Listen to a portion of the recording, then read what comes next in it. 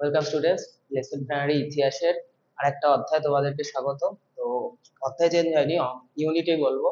ইউনিটে তোমাদেরকে স্বাগত এবং সেখানে হচ্ছে সশস্ত্র আন্দোলনে ছাত্রদের ভূমিকা। তো বিংশ শতাব্দীতে ভারতে যা যা আন্দোলন ঘটেছে এবং যে যে সশস্ত্র আন্দোলনগুলো উঠেছে তারা অধিকাংশই কিন্তু ছাত্রদের মাধ্যমেই ঘটেছে। তোমরা ম্যাক্সিমাম যে সমস্ত বিপ্লবীদের নাম শুনবে যারা ফাঁসির মঞ্চ অব্দি গেছে বা ব্রিটিশদের হাতে ধরা পড়েছে বা ব্রিটিশ কোনো নেতাকে বা ব্রিটিশ কোনো অফিসারকে হত্যা করেছে, তারা কিন্তু ম্যাক্সিমামই ছিলেন ছাত্র। তো যে কোনো নাম তোমরা ইতিহাসের বই থেকে তুলে ধরো, ভগৎ সিং ছাত্র ছিলেন, ক্ষুদিরাম বসু ছাত্র ছিলেন, প্রফুল্ল চাকি ছাত্র ছিলেন।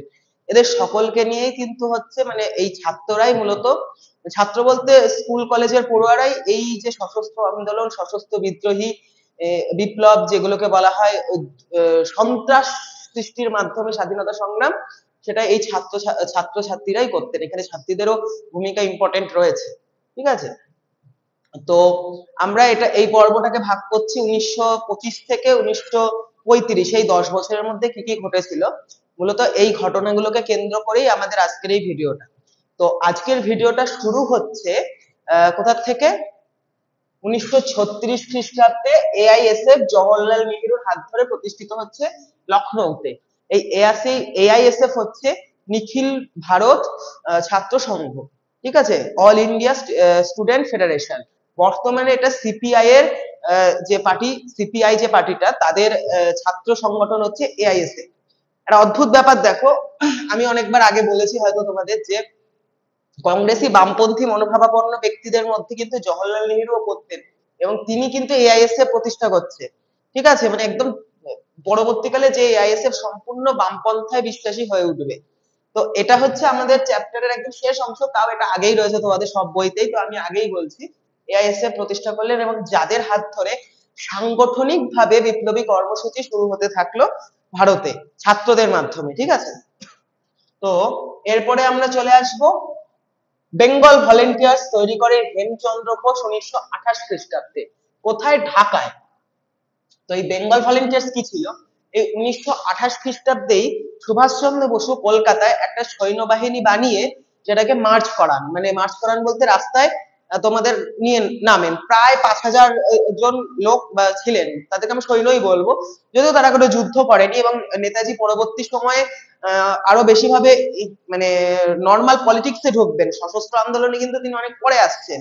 তিনি কিন্তু প্রথমে কংগ্রেসী আন্দোলন যে গান্ধী নীতি, সেটাকেও প্রথম দিকে তিনি মেনে নিয়েছিলেন কংগ্রেসী বিষয়গুলোতে। তো তখন যে তিনি আর্মিটা বানান তার একদম অল্প বয়সে, তো সেইটাকে আদর্শিত হয়ে তারই একজন মানে অনুগামী বলবো, অনুগামী এই হেমচন্দ্র ঘোষ ঢাকায় 1928 তৈরি করলেন বেঙ্গল ভলেন্টিয়ার্স, যাদের নাম অত্যন্ত ইম্পর্টেন্ট। এই অত্যন্ত ইম্পর্টেন্ট কারণ এই বেঙ্গল ভলেন্টিয়ার্স ভারতের স্বাধীনতা সংগ্রামে অন্যতম মুখ। ঠিক আছে, এই বেঙ্গল ভলেন্টিয়ার্স থেকে প্রচুর বিপ্লবী, মানে আমরা জানি এরকম মহান বিপ্লবীদের নাম, মানে যে কি বলবো, যারা বিখ্যাত হয়ে গেছে, যাদের নাম মুখে মুখে করে তারা যেমন বেরিয়েছে, সেরকমই অনেক বিপ্লবী আছে যারা বিস্তৃতের আড়ালে থেকে গেছে এই বেঙ্গল ভলেন্টিয়ার্স এর হাত ধরে। ঠিক আছে, এই বেঙ্গল ভলেন্টিয়ার্স এরই সদস্য ছিলেন বিনয় কৃষ্ণ বসু। এই বিনয় কৃষ্ণ বসু একজন ছাত্র, যিনি 1930 খ্রিস্টাব্দে হত্যা করেন লেম্যান এবং হডসনকে। এই দুজন ছিলেন ঢাকার একজন, লেম্যান উচ্চপদস্থ ইংরেজ কর্মচারী এবং হডসন ছিলেন পুলিশ সুপারিনটেন্ডেন্ট।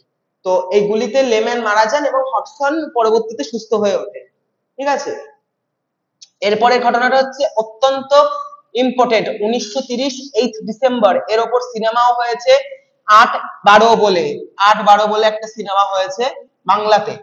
ঠিক আছে, তোমরা ইউটিউবে হয়তো পেলেও পেতে পারো, জানি না।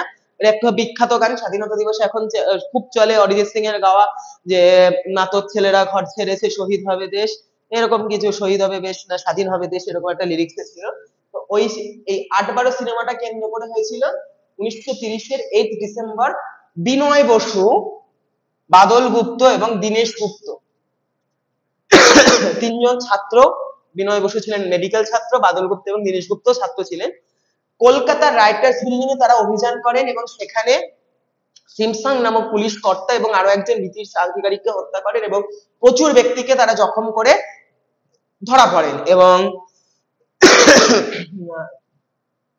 আমার ক্রমান্বয়টা মনে নেই, বিনয় বসু মারা যাওয়ার আগে মানে এরা প্রত্যেকেই কেউ কেউ কেউ সায়ানাইড খান, পটাশিয়াম সায়ানাইড, এবং বিনয় বসু বোধহয় তোমার মাথায় গুলি করেন, এবং বিনয় বসুর এই মাথায় গুলি করার পর তিনি আবার বেঁচে ওঠেন। যখন পুলিশ তাকে গ্রেফতার করে তিনি নিজের মাথার সেই ক্ষততে আঙুল ঢুকিয়ে নিজেকে মৃত্যুবরণ করেন। মানে কতটা ডেডিকেটেড তোমরা ভাবতে পারছো। এদের মধ্যে বোধহয় দীনেশ গুপ্তর ফাঁসি হয় এবং বাদল গুপ্ত তোমার ঘটনাস্থলেই মারা যায় মাথায় গুলি করে। এবার হচ্ছে তো এই যে রাইটার্স অভিযান, এটা ঐতিহাসিক দিন, তোমরা সবাই কম বেশি ছোটবেলায় পড়েছো, বড় হয়েও পড়েছো। বর্তমানে যে বিবাদীবাগ যে স্টেশন আছে, যে অঞ্চল আছে, তার নামটাও কিন্তু এই বিনয় বাদল দীনেশের নামে, বিবাদীবাগ। ঠিক আছে, এরপর চলে আসো আবার 1930-এ, না এটা পরে আসছে, 1932 খ্রিস্টাব্দে বীণা দাস। এই বীণা দাসের নাম আমরা মহিলাদের যখন পড়েছি যে বিভিন্ন আন্দোলনে মহিলাদের কি ভূমিকা, সশস্ত্র আন্দোলনের মহিলাদের কি ভূমিকা, এই বীণা দাস কিন্তু অত্যন্ত ইম্পর্টেন্ট। তিনি তার 1932 ছাত্রীবস্থায় স্ট্যানলি জ্যাকসন একজন পুলিশ আধিকারিককে তিনি হত্যা করেন, বীণা দাস গুলি করে, মহিলা বিপ্লবী। 1930 খ্রিস্টাব্দের 18ই এপ্রিল একটা ইম্পর্টেন্ট ডেট। এইখানে কি হয়, চট্টগ্রাম অস্ত্রাগার লুণ্ঠন। এইটা হচ্ছে তোমাদের এই চ্যাপ্টারের শেষ অংশ এবং সব থেকে ইম্পর্টেন্ট অংশ। এটার থেকে বড় কোশ্চেনও আসতে পারে, ছোট কোশ্চেনও আসতে পারে, মন দিয়ে শুনবে। চট্টগ্রাম অস্ত্রাগার লুণ্ঠনের ভূমিকাটা হচ্ছে 1930-এর 18ই এপ্রিল। এই সময় মাস্টারদা, ওখানকার একজন মাস্টার শিক্ষক মাস্টারদা সূর্য সেন, তিনি প্রচুর তার ছাত্রছাত্রীকে নিয়ে একটি সৈন্য তৈরি করেন।